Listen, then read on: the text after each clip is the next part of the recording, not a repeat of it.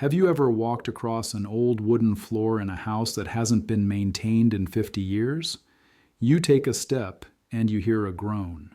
You take another step and you feel the wood bend beneath your weight. You pause, holding your breath, wondering if the next step will send you crashing through into the basement. That feeling, that acute awareness of the fragility beneath your feet, is exactly what the smartest money in the world is feeling right now. But they aren't walking on old floorboards. They are walking on the global bond market. The very foundation of our entire financial system, the collateral that backs every bank, every pension fund, every insurance policy, is groaning. It is bending. And in some dark corners of the market, it is already starting to snap. We are living through a moment of extreme danger, but also extreme opportunity. While the retail public is distracted by stock market rallies and political theater, the tectonic plates of the global economy are shifting. The bond market, which is usually the boring, stable, predictable adult in the room, has become the source of volatility. And when the bond market sneezes, the rest of the world catches a cold. But for those of us who hold gold and silver, this isn't a cold, it's a fever. A fever that is driving the price of real assets to levels that most people can't even comprehend. Today, we are going to look underneath the floorboards. We are going to examine the rot in the sovereign debt market. We are going to talk about why central banks are trapped in a nightmare of their own making. And we are going to explain why, if you own precious metals, you are holding the only life raft that will float when the floor finally gives way. This is not a drill. This is a red alert for anyone who cares about their financial future. We recorded this analysis on Monday, January 26th, right before the chaos erupted, because the signals were flashing red. And now, as we move through the week, those signals are being validated by price action. So, put down your phone, turn off the TV, and focus, because what we are about to discuss is the single most important driver of your net worth for the next decade. Let's start with the foundation. In the modern financial world, government bonds are considered risk-free assets. They are the bedrock. When a bank lends money, it holds bonds as collateral. When a pension fund promises to pay you in 30 years, it buys bonds to secure that promise. The entire system is built on the assumption that these bonds are safe, stable, and liquid. But what happens when that assumption proves false? What happens when the government borrows so much money that the market starts to choke on the debt? We are seeing this happen in real time. The U.S. government is issuing trillions of dollars in new debt every year just to keep the lights on. They are flooding the market with paper. And basic economics tells us that when you flood the market with supply, the price must go down. When bond prices go down, yields, interest rates go up. This is mechanical, it is mathematical, and it is catastrophic for a system that is addicted to cheap money. When yields spike, it blows up the balance sheets of the banks. Remember Silicon Valley Bank in 2023? They didn't make bad loans. They didn't gamble on crypto. They just bought safe government bonds. But when yields rose, the value of those bonds crashed. They were technically insolvent. The Federal Reserve had to step in and print billions of dollars to bail them out. Now, imagine that scenario, but applied to every major bank in the Western world. That is the risk we are facing today. The floorboards are the bonds, and they are cracking under the weight of the debt.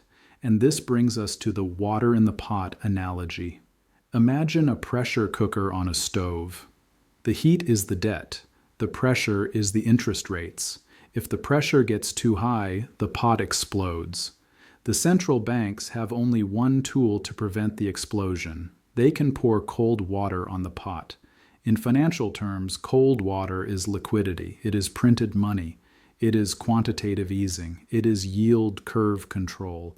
Every time the bond market throws a tantrum, every time yields spike to dangerous levels, the central bank is forced to intervene. They have to buy the bonds that nobody else wants. They have to inject cash into the system. They have to debase the currency to save the system. This is the Fed pivot that everyone talks about. It is not a choice. It is a necessity. They cannot let the government default, and they cannot let the banking system collapse. So they must print. This is where gold and silver enter the chat. Precious metals are the anti-dollar. They are the anti-bond. When the market realizes that the central bank has no choice but to print money forever to save the bond market, capital flees the paper system and runs to the hard asset system. It is a flight to safety. But it is not a flight to risk-free government paper. It is a flight to counterparty-free physical atoms. Gold is the first mover. It is the asset of kings and central banks. When confidence shakes, gold rises. We have seen gold smash through $5,000 because the big money, the sovereign wealth funds, the Eastern central banks, they are moving their reserves out of Western bonds and into physical gold. They are de-risking. They are preparing for a world where the dollar is no longer the undisputed king. But silver is the wild card. Silver is the erratic, volatile, explosive cousin of gold.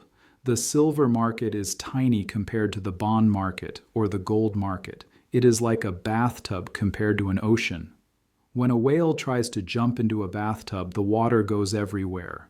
That is what is happening to silver. A tiny fraction of the capital fleeing the bond market is finding its way into silver, and because the market is so small, the price is going vertical. And unlike gold, silver has an industrial floor. We talked about this in previous videos, but it bears repeating in this context. Gold is money. Silver is money and a critical industrial component. This dual nature makes silver unique. In a recession, industrial demand might soften, but monetary demand explodes. In a boom, industrial demand explodes. Silver wins in both scenarios. But in a stagflationary debt crisis, which is exactly what we are in, silver gets the rocket fuel of monetary panic plus the supply constraints of a neglected mining sector. Let's talk about the supply inelasticity. This is a fancy economic term that means the miners can't produce more just because the price goes up. As we discussed, most silver is a byproduct. A copper mine doesn't care if silver is $100. They care about copper. If copper demand is flat, silver supply is flat. This means the supply curve is vertical. It is fixed. When demand spikes against a fixed supply, price has to do all the work. It has to rise high enough to destroy demand or unlock hoarding. And who is hoarding? Everyone. The Chinese are hoarding, the Indians are hoarding, the solar companies are hoarding, and now the Western retail investor is starting to hoard. This creates a perfect storm. You have a cracking bond market forcing the Fed to print, driving monetary demand. You have a green energy revolution driving industrial demand. And you have a geological cliff restricting supply. I challenge you to find another asset class with a setup this bullish. You can't. It doesn't exist. Now, I want to address the psychology of the bull market. Bull markets are designed to climb a wall of worry. They don't go up in a straight line. They try to buck you off. They try to scare you out. We are entering the phase of the market where volatility becomes extreme. We will see days where silver is up 10% and days where it is down 10%. This is the shakeout. The market is trying to separate the tourists from the believers. The tourists are the ones who bought yesterday because they saw a green candle. They will sell tomorrow when they see a red candle. They will lose money. The believers are the ones who understand the bond market thesis. They understand that the volatility is noise and the debt is the signal. They will hold through the dips. They will buy the crashes, and they will end up with the wealth. You have to decide which one you are. Are you trading a chart or are you investing in a thesis? If you are trading a chart, good luck. The algorithms are smarter than you. They are faster than you. They will eat you alive. But if you are investing in a thesis, the thesis that the sovereign debt bubble is popping, then you have the advantage. You have time. You don't need to be right today or tomorrow. You just need to be right eventually. And the math guarantees that eventually the debt will matter. Let's talk about the miners. For years, mining stocks were dead money. They were hated. They were ignored. But now they are waking up. Mining stocks offer operational leverage. If the price of silver rises 10%, the profit margins of a miner might rise 50%. This makes them explosive, but it also makes them risky. A miner can go bust. A mine can flood. A government can nationalize the asset. Investing in miners is not like investing in physical metal. Physical metal is insurance. Miners are a speculation. You should have both, but you should understand the difference. Don't put your life savings into a junior explorer with no revenue. Put your life savings into the metal. Put your play money or your growth capital into the miners. If you get it right, the miners can give you life-changing gains. If you get it wrong, you still have your stack. I want to return to the bond market because it is the canary in the coal mine. Watch the 10-year Treasury yield. If you see it spiking rapidly, say going from 4.5% to 5.0% in a few weeks, that is a danger signal. It means the market is rejecting the debt. It means a crisis is imminent. And usually, right before the crisis hits, gold and silver sell off. Why? Because in a liquidity crisis, people sell what they can, not what they want. They sell their winners to pay for their losers. This is the liquidity trap.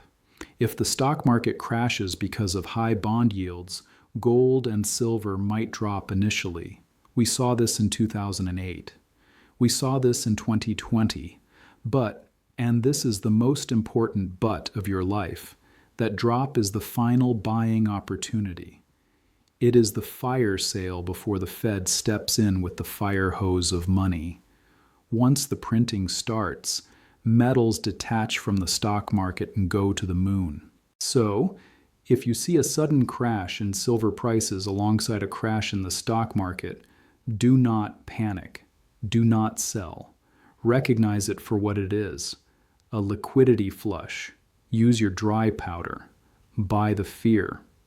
Because history tells us that the response to every crash is more printing, and more printing means higher metal prices. It is a cycle. Crash, print, pump. Crash, print, pump. Each time the debt gets bigger, the dollar gets weaker, and gold and silver get higher. We also need to discuss the dollar index, DXY. People get confused. They see the dollar index rising and they think, oh no, gold will fall. But the DXY measures the dollar against other fiat currencies like the euro and the yen. It is a beauty contest between ugly contestants.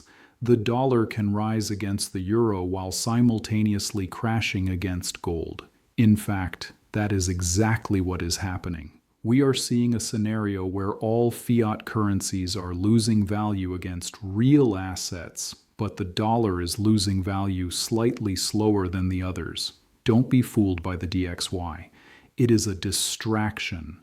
Look at the price of gold in your local currency. Look at the price of a loaf of bread. Look at the price of a house. That is the real inflation. That is the real loss of purchasing power. Gold and silver protect you from that, regardless of what the DXY does. I want to touch on the geopolitical aspect. The bond market is not just an economic construct, it is a weapon. The U.S. uses the dollar and the bond market to sanction its enemies. We weaponize the banking system against Russia. Now the rest of the world is taking notes. They are realizing that if they hold U.S. bonds, they are vulnerable. If they hold gold, they are sovereign. This is driving the de-dollarization trend. It is slow, but it is steady.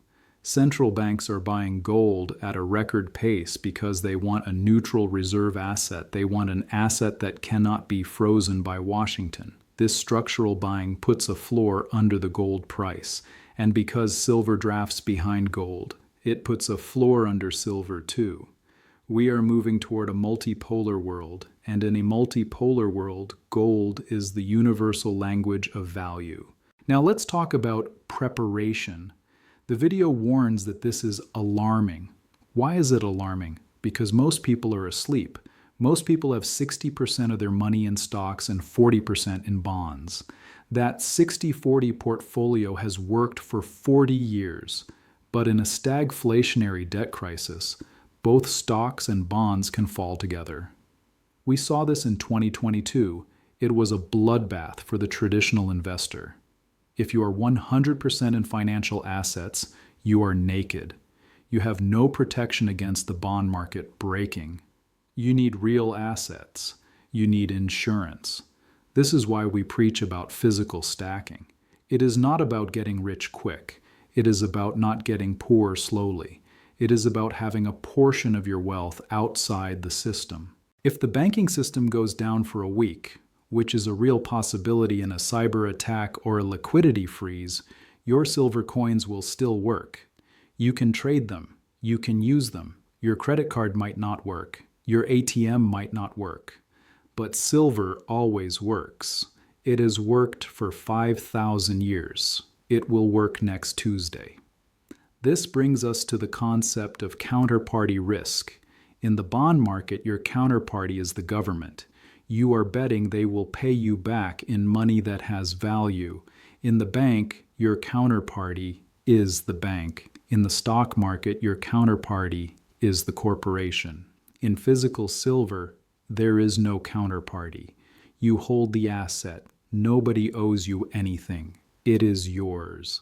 In a world where trust is collapsing, an asset with no counterparty risk commands a massive premium. That premium is what we are seeing in the price explosion. So what is the actionable advice here? First, audit your exposure. Look at your net worth. How much of it depends on the financial system functioning perfectly? If it's 100%, you are taking too much risk. You need to diversify into tangibles. Second, watch the bonds. Make the 10-year Treasury yield your new favorite chart. If it breaks 5%, get ready for chaos. If it drops rapidly, it means the market is pricing in a recession. Either way, volatility is coming. Third, don't fight the Fed. The Fed will print. It is their only move. Bet on the printing. Betting on the printing means betting on hard assets. Don't bet on fiscal responsibility. That ship sailed decades ago. Fourth, stay humble. The market can remain irrational longer than you can remain solvent. Don't use leverage. Don't try to time the exact top. Just accumulate and hold. Be the strong hand. I want to tell you a story about the 1970s. In the 70s, we had a similar situation. High inflation, high deficits, loss of confidence. The stock market went sideways for a decade in nominal terms and crashed in real terms. Bonds were called certificates of confiscation. But gold and silver, they went exponential. Gold went from $35 to $850. Silver went from $150 to $50. The people who held metals preserved their wealth and grew it. The people who held stocks and bonds got crushed. We are in the 1970s on steroids. The debt is higher. The demographics are worse. The geopolitical situation is more dangerous. The setup for metals is even better today than it was then. History doesn't repeat, but it rhymes, and right now it is rhyming with a megaphone. The alarm in the title is not meant to scare you into paralysis. It is meant to scare you into action. Fear is a useful emotion if it makes you prepare. If you are prepared, you don't need to be afraid. You can watch the bond market crack and say, I expected this, I am ready. You are part of a small minority who sees the floorboards bending. Most people are dancing on the floor, oblivious to the rot. They will be the ones who panic when it breaks. You will be the one standing on solid ground, reaching out a hand to help them. This is a moral responsibility as much as a financial one. Protect yourself, protect your family, and then be ready to help your community. When the paper promises fail, the people with the metal will be the ones who rebuild. We are witnessing the end of a long-term debt cycle. These cycles only turn once every 80 to 100 years. It is a historic moment. Don't sleepwalk through it. Pay attention. The bond market is the fuse. The derivatives are the bomb. And the central banks are holding the matches. It is a dangerous game. But if you hold silver, you are holding the fire extinguisher. Make sure your extinguisher is full. Make sure you have it in your possession. And make sure you know how to use it. The floorboards are creaking loudly now. Can you hear them? The smart money can. That's why they are buying gold at $5,000. That's why silver is waking up. Don't wait until the floor collapses to look for an exit. The exit is open now. The door is marked gold and silver. Walk through it while you still can. This is the reality of our time. It is uncomfortable. It is scary, but it is the truth. And the truth will set you free, or at least it will set your portfolio free from the coming wreckage of the bond market. Stay vigilant, stay solvent, and keep stacking. The best insurance is the one you buy before the house is on fire, and looking at the bond market smoke, the house is already smoldering.